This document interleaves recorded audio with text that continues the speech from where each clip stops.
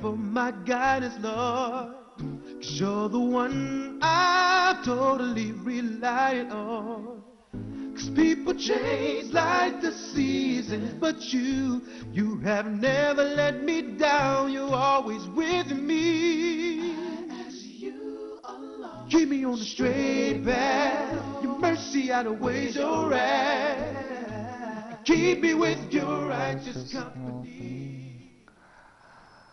Assalamu alaikum wa rahmatullahi wa barakatuh. My dear brothers and sisters in Islam, welcome to a brand new episode of our program, The Straight Path. Thank you so much for joining us here this evening, and I'm smiling as always, alhamdulillah rabbil alameen, because I'm listening to the beautiful nasheed my brother Omar Dubois that plays at the beginning of this program, nasheed that he made specially for this program.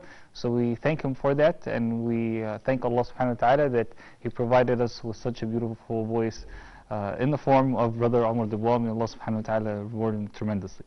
Tonight, my dear brothers and sisters, we are talking about an issue that is very important in the belief of every single Muslim. We're talking about Qadha and Qadr. What do these issues really mean? What does it mean that everything is predestined? And if everything is already written down, then why do we get judged and accounted for our deeds? And is it really us who are doing the deeds? Do we have the free will? Or are we being forced to commit the things that were already written down before we were created? We're going to talk about this very interesting topic, a topic that really goes into the core of every single person's belief and iman. We'll be talking about it with Sheikh Zakariyya Ebrahim, who's alhamdulillah rabbil alameen a regular on this program. Sheikh Zakariyya, assalamu alaikum. Wa alaikum salam wa rahmatullahi wa barakatuh. Thank you so much for taking the time to be with us. Alhamdulillah for having us on the show. Barakallahu feek. Alright, so let's go ahead and get into the topic, inshallah. Predestination. And the idea of Qadha and Qadr is really one of the pillars of Iman. Even though we kind of memorize it, that it's one of the pillars of Iman, a lot of Muslims don't understand what it really means. What does it mean?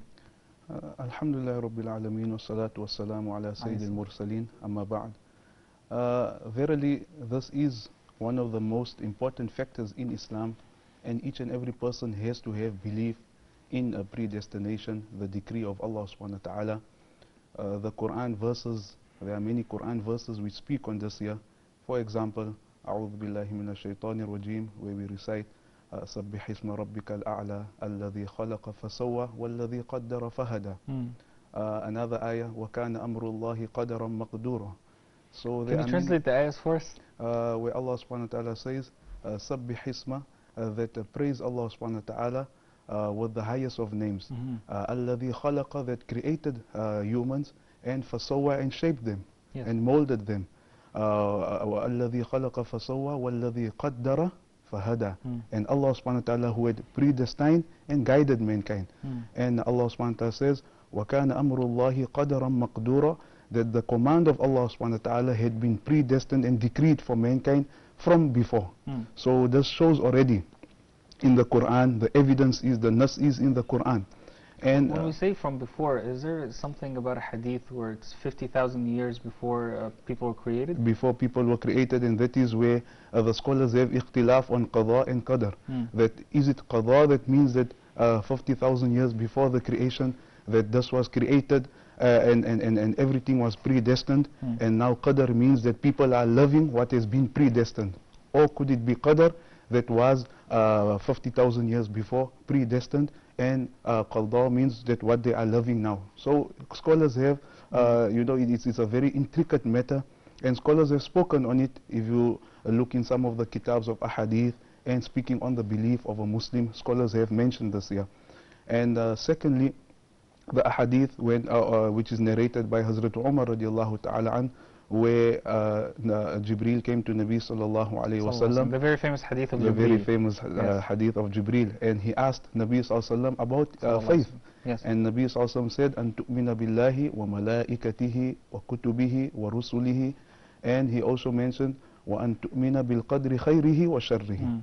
So even in the hadith where he said that believing in Allah subhanahu wa ta'ala, the angels of Allah subhanahu wa ta'ala, the messengers that Allah subhanahu wa ta'ala had sent, the books of Allah subhanahu wa ta'ala, and in predestination, where Allah subhanahu wa ta'ala has predestined good and bad.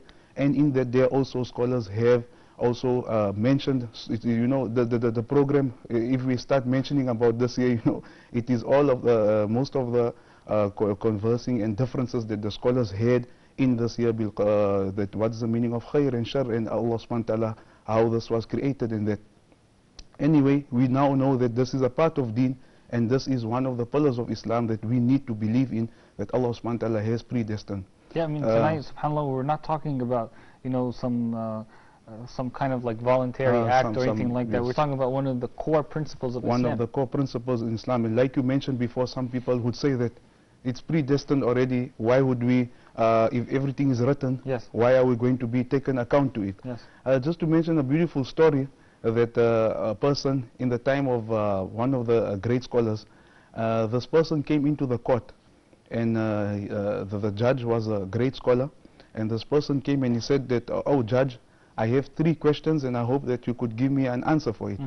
So the judge said, go ahead with whatever you want to ask. So he said, my first question is that you will say that there is a God, you will say that there is Allah, but I cannot see him. So, you know, what proof do you have that there is a God? My second question is that you'll say that everything is predestined, everything has been decreed. So then why will we be punished? And my third question is that the devil himself is created from fire, and hell is fire. So how is he going to feel pain when he is casted into the hellfire, because he is fire himself? Yes. So the judge gave him such a beautiful answer. He took a small piece of rock, brick that was on the side, and he knocked him on his head.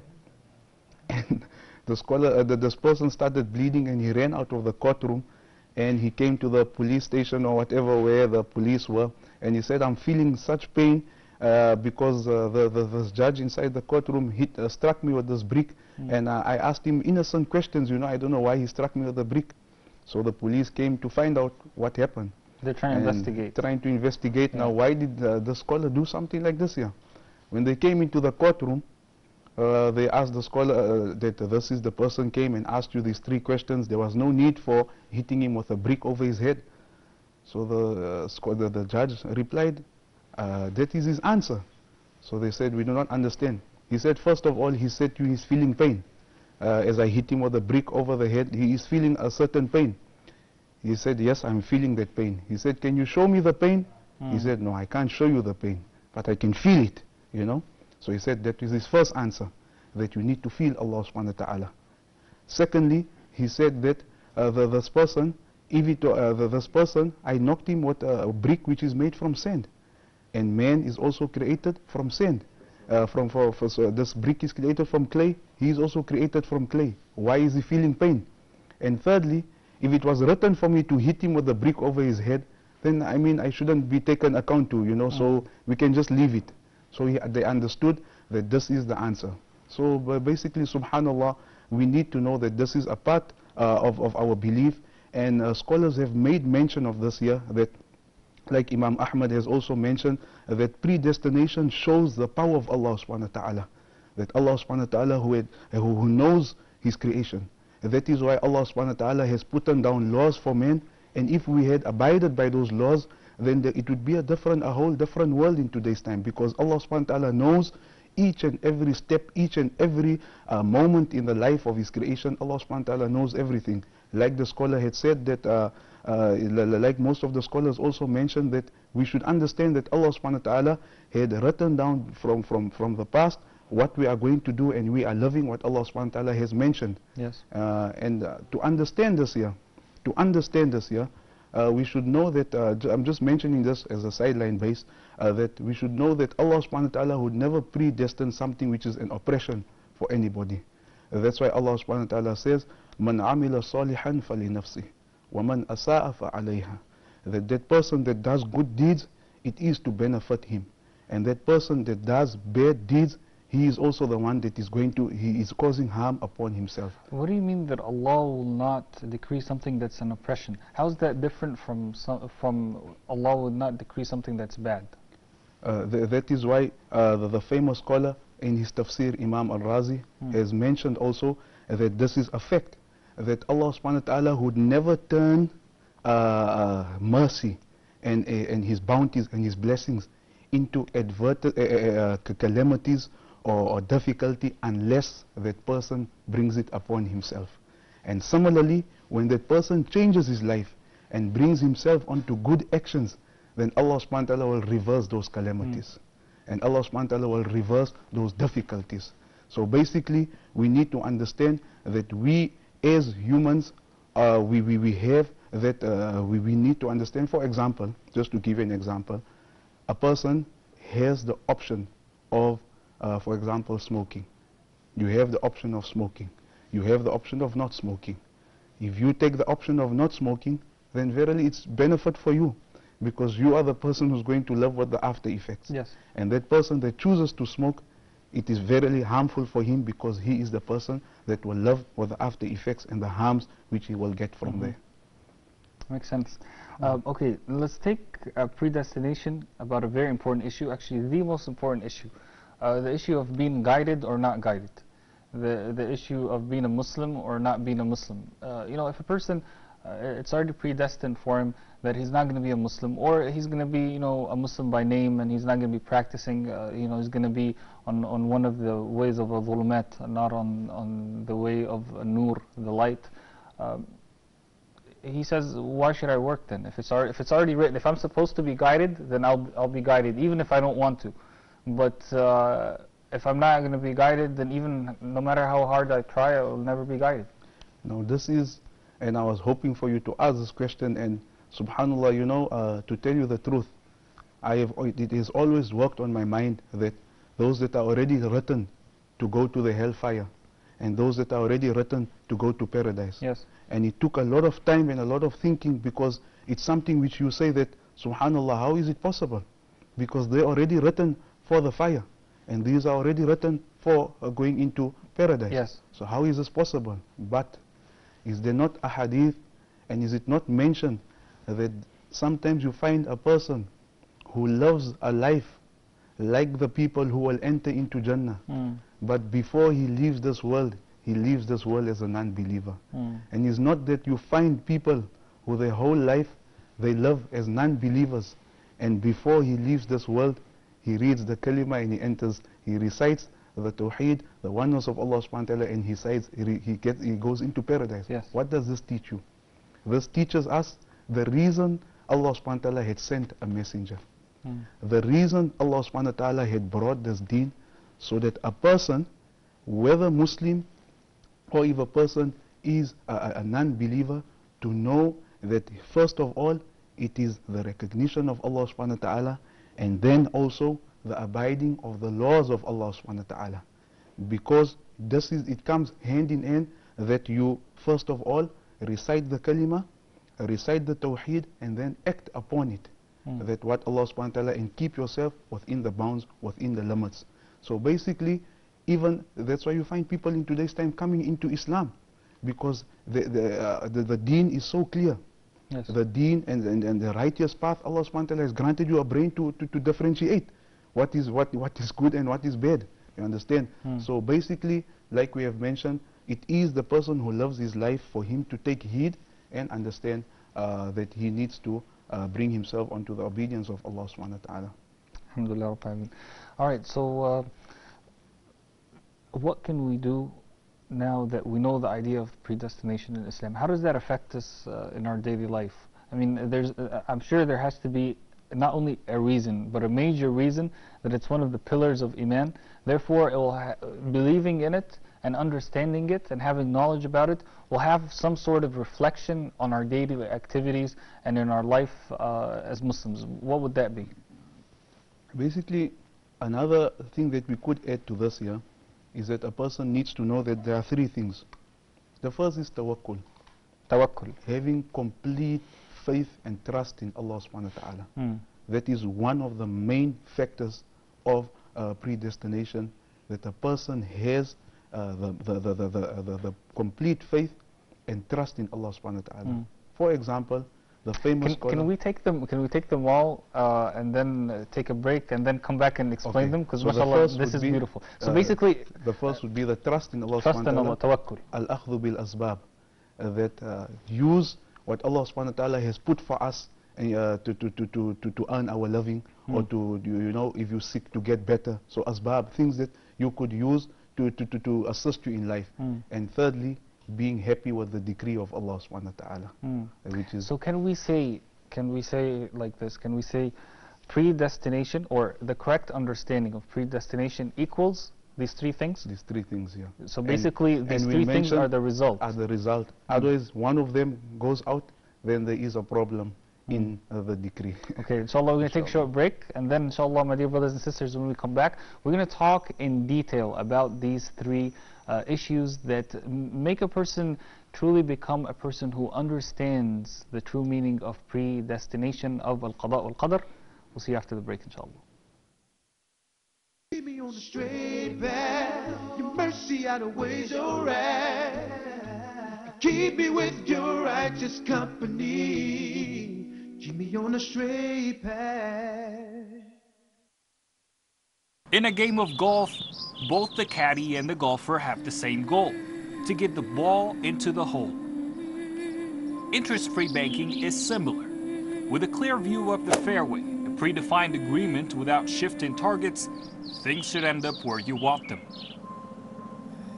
Your deposits are safe, and your funds are ethically managed with a transparent and equitable approach to sharing risk and reward. No interest burden means more time to relax without the worry of nasty surprises. Rest assured, our interest is mutual. Jazz Bank, Nigeria's first full-fledged non-interest bank. Straight path. Your mercy outweighs your wrath. Keep me with your righteous company. Keep me on the straight path. Assalamu alaikum wa rahmatullahi wa barakatuh, my dear brothers and sisters in Islam. Welcome back to our program, The Straight Path. And of course, it's your program. When I say our, I mean my program and your program. Alhamdulillah Rabbil Alameen. We ask Allah subhanahu wa ta'ala to always keep us on as-siratul mustaqim, the straight path, bi-idhnillahi ta'ala. We're back in the segment, alhamdulillah, with Sheikh Zakariyya, and we're still talking about predestination. Before the break, we said that predestination and believing in the idea of Qadha and Qadr, you know, it being one of the main pillars of Iman, and it being a core belief in Islam, of course there has to be something behind it. There has to be something that will reflect on our daily actions when we have the correct belief and the correct knowledge and understanding. So we're going to talk in detail what are the three things that we mentioned in the last segment that equal the correct understanding, or that result from the correct understanding of predestination. But Sheikh Zakariyya, before we do that, would it be okay if we watch the Islam in the social media segment? No problem. Okay, inshallah. My dear brothers and sisters, we have prepared for you our regular segment of the week, Islam in the social media, where we pick some of the best quotes from callers to Allah subhanahu wa ta'ala and sheikhs who put their messages up and their status on Facebook. Let's go ahead and take a listen, inshallah. We often wonder why those we love most also cause us the most pain.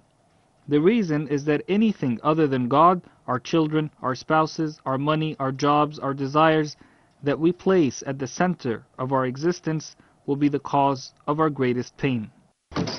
When Allah chose you and guided you, this is not because you are special or due to your astonishing forms of worship. This is due only to Allah's mercy on you, which can be stripped from you at any time and turn you back on your heels. Therefore, never be fooled by our own good deeds, and never look down at those who are sinful or went astray. Had it not been to Allah's mercy, you might have been in that person's shoes. O Allah, make us steadfast on Islam with your mercy. The Almighty gives us so much without us asking, so if He doesn't give us what we're asking for, He knows it's better for us not to have it. If you can't be patient when the going gets hard, you will most likely find it hard to be thankful at times of ease. Always think positively. If you don't have something positive to say, don't say it at all.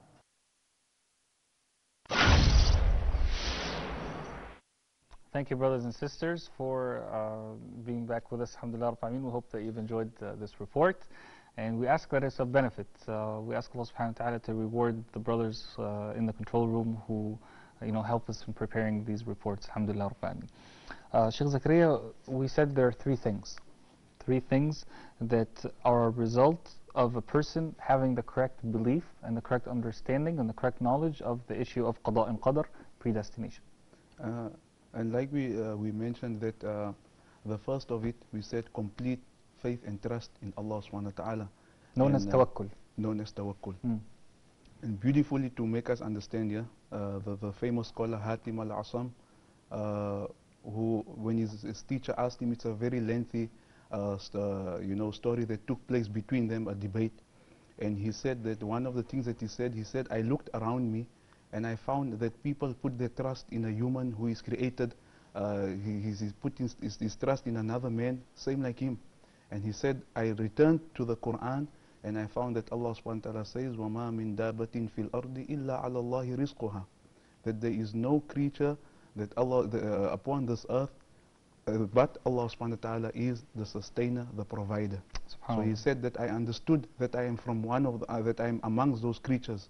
So he said, I did what was my duty for Allah subhanahu wa ta'ala, and I left Allah subhanahu wa ta'ala to look after me. That is complete trust in Allah subhanahu wa ta'ala. Knowing that you have that complete trust, we move to the second, which is that a person has al-akhdhu bil asbab, the taking from what Allah subhanahu wa ta'ala has left for man to use. For example, you can't just sit at home and say that Allah subhanahu wa ta'ala said He's going to provide for me. I have complete trust, but now you're not going out to work. Instead of tawakkul, that would be called tawakkul, right? You understand? Yeah, so a person has to, if you're sick, you're saying that no, Allah subhanahu wa ta'ala will cure me, without going to the doctor, without taking the medicine. That is not trust in Allah subhanahu wa ta'ala. That's foolishness. That's foolish. What is foolishness is thinking that medicine or that work is providing you. So basically, subhanAllah, it's really an intricate balance, right? Very intricate. It's like what I heard a beautiful definition of tawakkul, and correct me if I'm wrong, but it said that your heart is with Allah, but your body parts are with the world. Subhanallah. Your body parts, your hands, for example, we'll take an example, right? If a person is unemployed, and we have huge unemployment rates in the Muslim world and in the world in general today with the world economic crisis. If a person is unemployed, and what they do is with their hands, they're going and they're searching and they're submitting resumes online and they're going to interviews and they're meeting people. But at the same time, when they go to the interview, they know that it's not the person interviewing them that will give them the job. Their heart is with Allah subhanahu wa ta'ala. Understand. If they're able to make that balance, then that would be true tawakkul. And just coming to my mind, I remember once in class, our teacher said, should I tell you all what is complete trust in Allah subhanahu wa ta'ala? We said, Faddal ya Ustad, please do tell us. So he said that a youngster, like a small, a child, Yes. 5, 6 years old. When he goes with his father to the airport, he's happy, running around, playing, Yeah. He doesn't know that you have to buy a ticket, you have to stand in the row, you have to have your boarding pass, your passport. Yeah. What he knows, they're traveling. Yes. Where's his trust? That His trust is with his father. That his father has got everything ready for him. His father got Subhanallah. everything ready. My Subhanallah. teacher said that trust, that is how you're supposed to have trust in Allah subhanahu wa ta'ala. Subhanallah. You I also know? saw a beautiful picture on Facebook. Now you remind me, subhanallah, it's so great to see examples in our modern day life. The reason I love the example that you said is because, it wasn't, with all due respect, it wasn't just some example about, like some food or a camel or something like that. These were great examples during the time of the Prophet ﷺ, because this is what the surrounding environment was about. But you're giving us an example about a passport, about an airplane, So this about traveling. So, Subhanallah, mashallah. this is- But I'll give you an example of a picture I saw on Facebook, right? It was a picture of a father, and he was holding his child, and the child was in midair. Okay? Subhanallah. And basically, I'm guessing what happened in the picture is that the father is playing with his son, and he threw him up in the air, and then the picture is taken as the sun is coming down, right? And you see the boy is maybe like less than a year old, and he has a huge smile on his face. Subhanallah. Huge smile. Why does he have that smile? because he has trust in his dad that when he's coming down, he's not going to fall on the ground. His dad is going to take him, he's going to hold him in his hands, and he's going to embrace him. And he knows that. And that's why he's smiling and he's happy. And that should be the affair of the believer as well. That you know, and that is, subhanAllah, you know, this is such a beautiful topic. We could go, but time does not permit us, you know. And secondly is that, like we've mentioned, that Allah subhanahu wa ta'ala has taught man that work for your earning. Yes. And it's so many ahadith where Nabi also made mention that a person should work to earn, shouldn't the right hand should be higher than the left hand, you know, so many. And why the upper hand is better than the lower hand. Is better than the lower hand. Meaning the hand that gives is better than the hand that takes. The hand that takes. And we know also that even in the look, even if we go back in history, when Sayyidina the Maryam rahmatullah alayha, when Maryam alayhi salam, when she was pregnant, Allah subhanahu wa ta'ala said, وَهُزِّي إِلَيْكِ بِجِذِعِ النَّخْلَةِ تُسَاقِطْ عَلَيْكِ رُطَبًا جَنِيًّا. That Allah subhanahu wa ta'ala said, shake the tree and the dates will fall down. So this shows us that although the dates were there, but Allah subhanahu wa ta'ala was showing mankind that don't just sit and expect the dates to fall down. And Nuh alayhi salam, Allah subhanahu wa ta'ala commanded him to build the ark. It wasn't just like sit there and the ark Allah will be built. Yes. Nabi sallallahu alaihi wasallam, if Allah wanted to, he could have made him to travel from Mecca to Medina without any problems. And that happened from when the Prophet sallallahu flied in one night to using buraq. Subhanallah, Allah could have made him go to Medina with no problems. Yes. But it came to such an extent that the part where they mention that إِذْ قَالَ لِصَاحِبِهِ لَا تَحْزَنْ إِنَّ اللَّهَ مَعَنَا. They were right at the cave, you know. And Nabi sallallahu at that time, Nabi sallallahu said, do not worry, O Abu Bakr, Allah subhanahu wa ta'ala is with us. Yes. You know, so it shows you how tense this journey was. The battles of Nabi sallallahu, Allah could have granted the Muslims victory. Yes. Allah could have granted defeat to the kuffar, but the Muslims had to fight. They were martyred. Allah subhanahu wa ta'ala is showing us here that a person needs to understand that nothing comes while sitting and relaxing. Yes. And subhanAllah, some people may say, well, you know, that's not really applicable to the world that we live in today. No one actually sits there and does nothing and just waits for their money to come. But I'll be honest with you, like I was walking you know, in one of the downtown streets in Cairo, and I saw, you know, one of the famous masajid, you know, called the Al-Hussein Mosque. Yes. I'm sure you know it. Yes. And then, you know, there are people, like a lot of, you know, shirk happens there, and there are people sitting at the door, you know, just like begging for money, and people sitting inside saying, oh Prophet, send us the rizq, you know, and things like that, and they don't do anything in their life. So these people still exist till today. They still exist till today. That is why we need to mention this year that you need to go out and work. You know, you need to, even though a beautiful example, like again, the Sunnah of Nabi also makes everything. His past and his future sins were forgiven, you know, but still, he was the one that used to perform salah at night until his feet would swell, you know. And then he would tell Aisha, أَفَلَا أَكُونُ عَبْدًا شَكُورًا. Should I not be a thankful slave? So not be a thankful slave. So we can pull out so many examples, but we need to understand that this year that where we're taking our sustenance from, it is not the owner of that place who is making it happen for you. It is Allah subhanahu wa ta'ala. So that's where the tawakkul falls in. Yes, subhanAllah, so it's really, they're really two wings of one bird. It's a chain. And thirdly, sometimes a person could go to the hospital. You are sick. You come to the doctor, he gives you medicine. It works for the other person, it doesn't work for you. So what's the name of that third thing? Ar-Rada, that is being happy with whatever Allah subhanahu wa ta'ala has destined for you. Has it been destined for me that this medicine will not work? Allah subhanahu wa ta'ala, if it's not working, if it's going to be the reason for me to leave this world, then I'll be rewarded in the year after. You know? Rida is to be content. To be content. With the decree of Allah subhanahu wa ta'ala. And verily, we know that the decree of Allah subhanahu wa ta'ala, وَمَا كَانَ اللَّهُ لِيَظْلِمَهُمْ وَلَكِنْ كَانُوا أَنفُسَهُمْ يَظْلِمُونَ. This shows that Allah subhanahu wa ta'ala never transgress. Allah subhanahu wa ta'ala would never transgress anybody. So this is what we need to understand, that Allah subhanahu wa ta'ala doesn't want oppression or transgression on anybody. if Allah subhanahu wa ta'ala didn't want that medicine to work, it's either your sins are being wiped away. And if that medicine worked, then Allah subhanahu wa ta'ala is being merciful to you. So subhanallah, this is what we need to learn from these three points that we have made mention.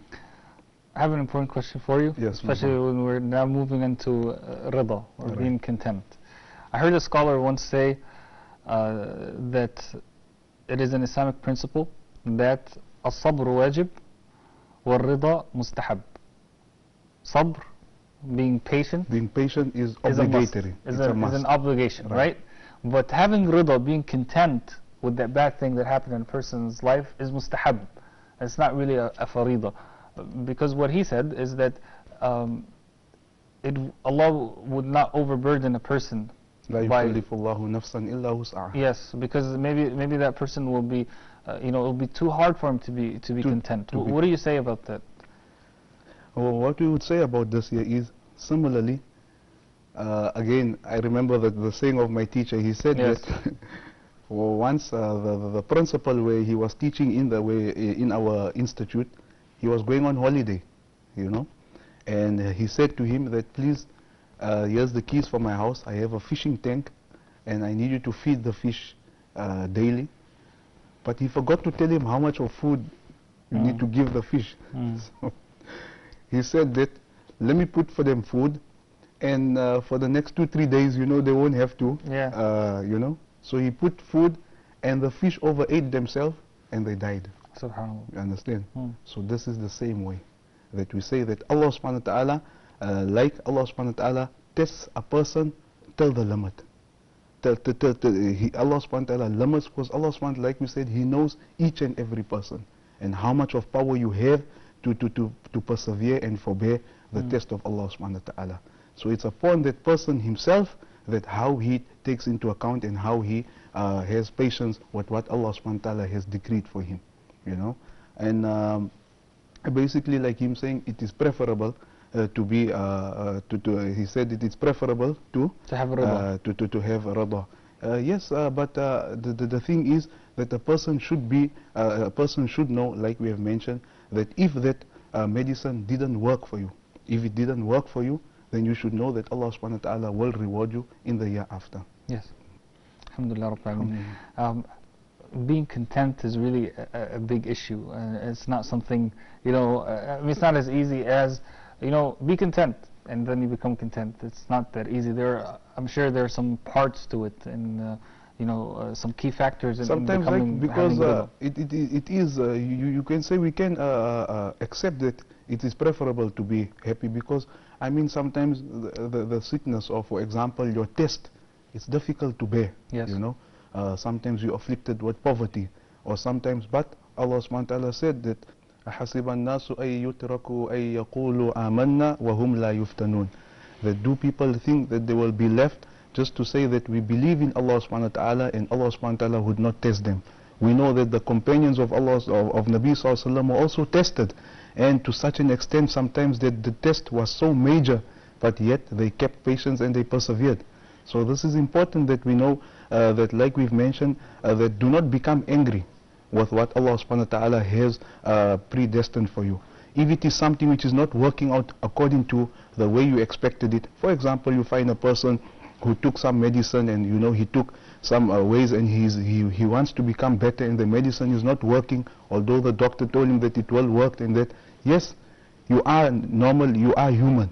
It is inhuman to start becoming tensions and strainers, and you start feeling that what is happening, but to a certain extent. But let it not turn into starting to blame and thinking that you are cursed or you are oppressed, transgressed. So that is, to a certain extent, what the scholar had said. We accepted that it is preferable to be happy. Alhamdulillah. Jazakallah khairan.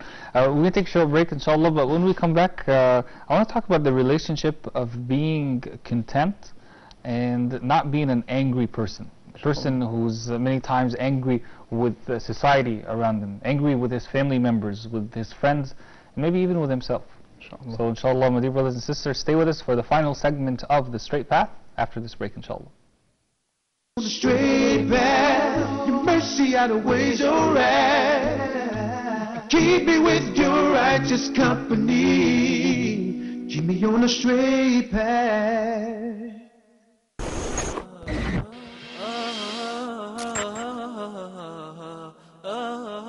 Are you looking for a way to recharge your hearts or to get you back on track in your obedience to Allah? Or maybe you're looking for a program to remind you of your duties to Allah subhanahu wa ta'ala. Here on Living Hearts, we'll be working together as a nation, helping each other to remain firm in the path of Allah subhanahu wa ta'ala. Every Saturday, live on Huda TV, you will have a chance to learn your deen and at the same time listen to real life stories that will make your heart shake. Every believer needs a place to turn, and inshallah we can all turn to Living Hearts.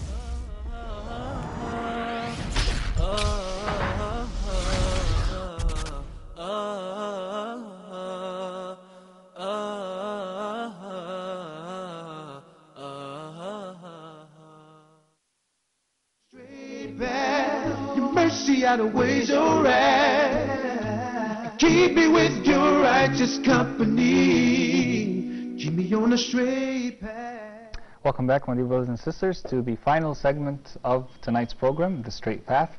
We are talking in this segment, inshallah, about the relationship between being content, having rida, and not being an overly angry person. Sheikh Zakariyya, is there such a relationship?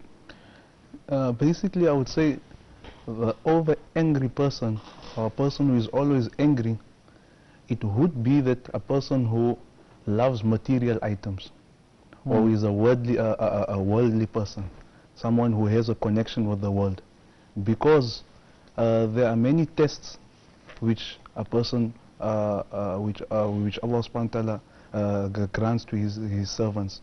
These tests are that you come closer to Allah subhanahu wa ta'ala, are that you recognize that your problems could only be solved by Allah subhanahu wa ta'ala. And Allah subhanahu wa ta'ala wants that believer, like Allah subhanahu wa ta'ala says, that I want you to come walking towards me so that Allah subhanahu wa ta'ala could come running towards you. And Allah subhanahu wa ta'ala wants you to open up your hands, because most of the time you would find that whether you're poor, it doesn't mean that you need to be unhappy, that you always need to be angry, that why am I not having this, why is this not for me, you know, because things, happiness and sadness does not really lie in someone being rich or someone being poor, because there are rich people who have a very difficult, they can't sleep at night. And there are multimillionaires who commit suicide. So that tells you that happiness doesn't lie in that. There are those that love their lives, their whole life poor, but subhanallah they were happy, you know.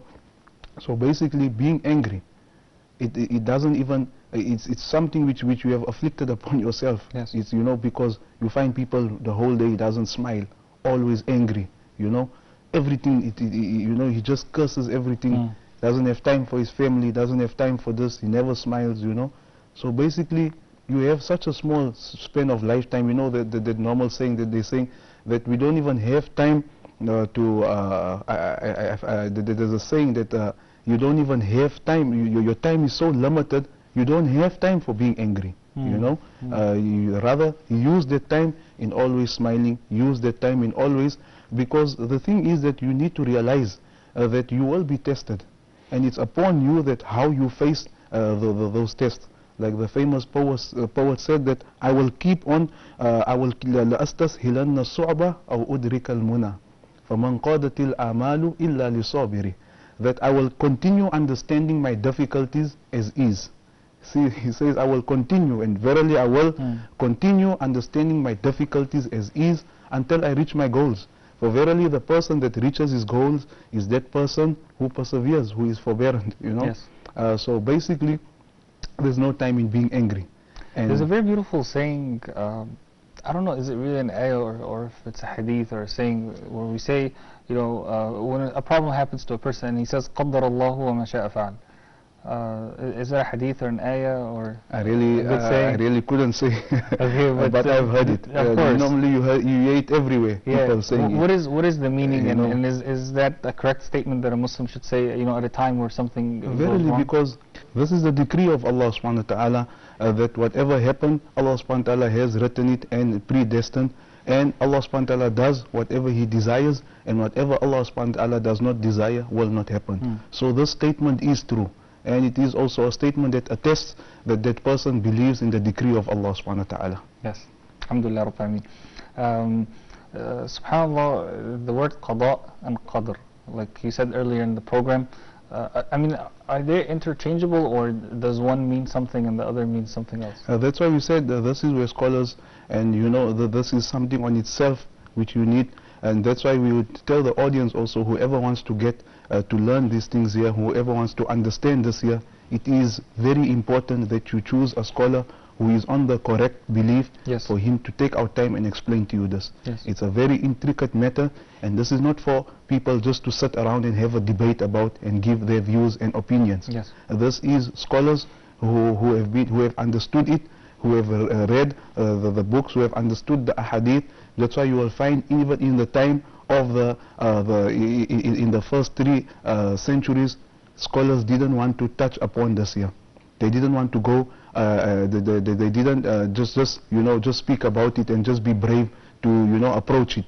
They took much care, and they always referred back to the Quran and the Sunnah of Nabi sallallahu alaihi wasallam. So if a person wants to understand this here, he should go and sit by a scholar who has already studied this here for him to explain. Yes. And like we've mentioned, there are a lot of opinions.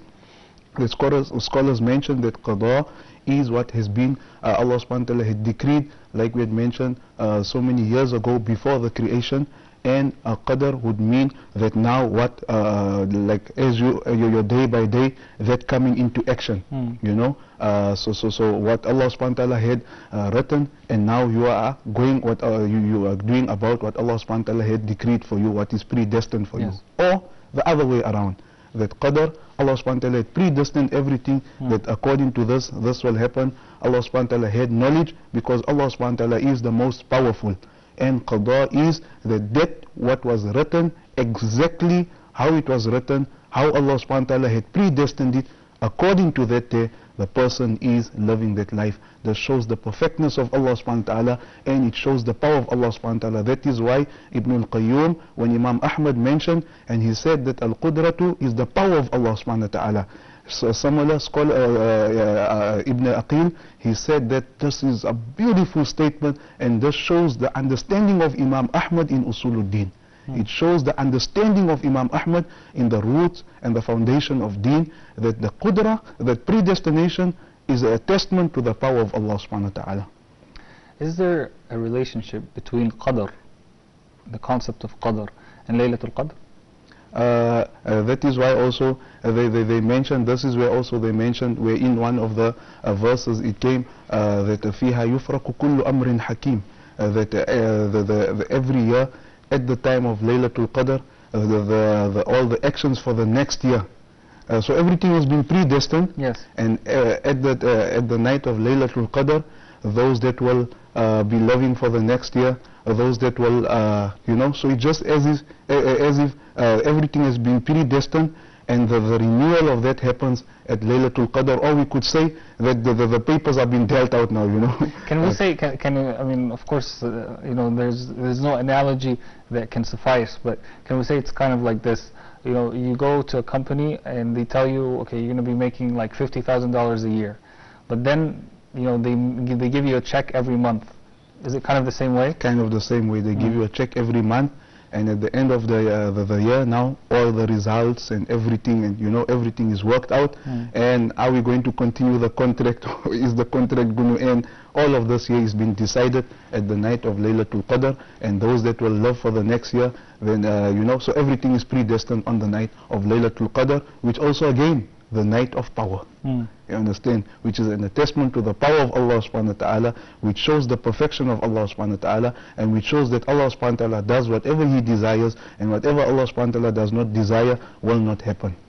Inshallah. Alright, we have about 2 minutes left. I like to ask a personal question at the end of some of the programs. So what I would like to ask you is related to the subject that we're talking about. Give me a story that happened in your personal life about Qadr, where you felt that, subhanAllah, this issue really made you understand the concept in practical terms in some sort of, event that happened in your life? And it's an event that is still happening in today's time. I always say to my friend, as a student you experience many things. One of the things is that you're living as a student, sometimes sometimes your money that has to come for your rent that you need to pay for the flat and for your studies and that. Especially if you have a family. Especially if you have a family. Sometimes it comes late. That is the biggest test. That at that time, because what happens now is that at that time, how do you feel? Where is your conviction? Do you feel now that if that rent doesn't come, if that money doesn't come into my account, what is going to happen to me? Will I be able to, maybe the owner will take me out of his flat or something like that there. And at the end, you find that, you find that 2-3 days later, it comes in, sometimes extra comes in. So you find that Allah subhanahu wa ta'ala is always present. And Allah subhanahu wa ta'ala knows, that this is the certain amount of Allah subhanahu wa ta'ala knows that how long you will be here, and He will provide for you. Yes. So basically I've learned, and I still want to bring this into my life, that do whatever you are supposed to do. Don't worry of what is going to happen, because the whole 2 weeks will be worrying, when is the money coming, this, and it is going to, if it's already predestined, it's already predestined to come on such and such a time. Yeah. Relax, carry on, don't let that worry you. And as a student, I found that when you are doing good, carry on doing that good, carry on loving your life, carry on doing what you're supposed to do, do what you are supposed to do, and Allah subhanahu wa ta'ala will take care of what He is supposed to take care of you. Because if that money didn't come in, or if it happened in such a way that it didn't, so it means that something else has been predestined for you. Maybe you're supposed to go home, there's other work for you, Allah subhanahu wa ta'ala knows. So leave all your work and that for Allah subhanahu wa ta'ala to guide you, and you just do what you have to do. That is what I've learned from predestination and Qadr, that you have conviction that Allah subhanahu wa ta'ala will take care of you throughout your life, inshallah. Inshallah. Barakallahu feek. Jazakallah khair, and thank you so much for your time. And I know you travel a long way to come here, not from South Africa, of course, every time, but you come from a long way to be here in the studios. So we thank you so much for your time and for your knowledge. It's always a pleasure, alhamdulillah. Barakallahu feek. Jazakallah khair. My dear brothers and sisters, I hope that tonight's episode, inshallah, was of benefit to myself first and to all of you, inshallah. Ask Allah subhanahu wa ta'ala to always make us happy and to always make us content with whatever He has decreed for us. Everything has been predestined, but that doesn't mean that we should not work hard to make a living or to earn from the bounties of Allah subhanahu wa ta'ala in this life, and also inshallah in the next life. Jazakumullah khairan. We'll see you again next week bi'idhnillah ta'ala. Assalamu alaikum wa rahmatullahi wa barakatuh.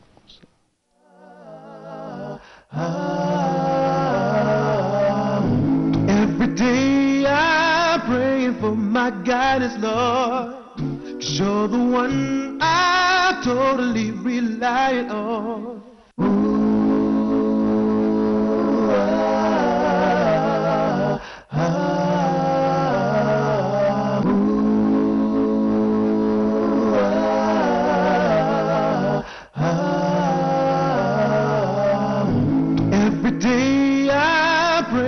My guidance, Lord, 'cause you're the one I totally rely on. 'Cause people change like the seasons, but you have never let me down. You're always with me. As you, Allah. Oh Lord, keep me on the straight path. I'm certain that this world won't last. And keep me with your righteous company. Keep me on the straight path. Your mercy outweighs your wrath. Keep me with your righteous company. Keep me on the straight path.